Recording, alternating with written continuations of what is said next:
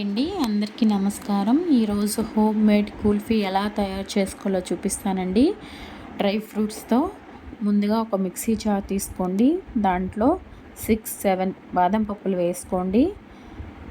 6-7 జీడిపప్పులు యాడ్ చేసుకోండి. యాడ్ చేసుకున్న తర్వాత ఎక్కువ కూడా కావాలంటే ఎక్కువ యాడ్ చేసుకోండి. పిస్తా పప్పు కూడా యాడ్ చేసుకోండి. యాడ్ చేసుకున్నాక వాల్నట్ కూడా యాడ్ చేసుకోండి. కొద్దిగా గుమ్మడి గింజలు, కొద్దిగా సన్ఫ్లవర్ సీడ్స్ కూడా యాడ్ చేసుకోండి. షుగర్ కూడా యాడ్ చేసుకోండి. దాంట్లోనే ఇలాచీ పౌడర్ లేకపోతే ఇలాచీలు వేసుకోండి, లేదంటే ఇలాచీ పౌడర్ సపరేట్గా మరుగుతున్న పాలల్లో వేస్తారు. దాని తర్వాత ఒక పాన్ తీసుకొని పాలు మరిగించుకోవాలండి. మరిగించుకోవాలి బాగా.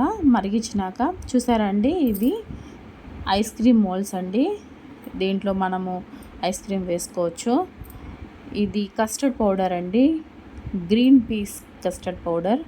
సో 1.5 స్పూన్ కస్టర్డ్ పౌడర్ మాత్రమే యాడ్ చేస్తున్నానండి. అంత చిక్కగా చాలు.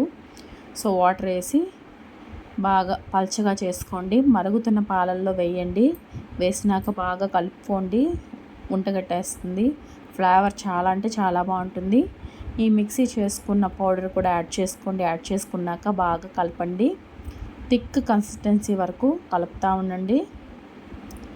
కలిపిన తర్వాత ఇలాచీ పౌడర్ యాడ్ చేసుకోండి. తర్వాత వెన్నెలా ఎసెన్స్ యాడ్ చేసుకోండి. అలా కలిపిన తర్వాత చల్లారిపోయినాక కొంచెం సేపు చల్లారి పెట్టేసేయండి.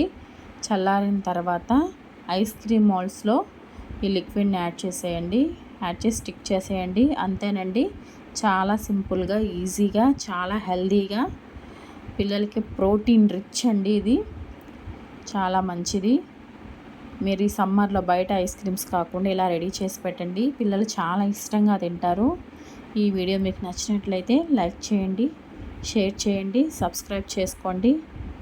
Thank you.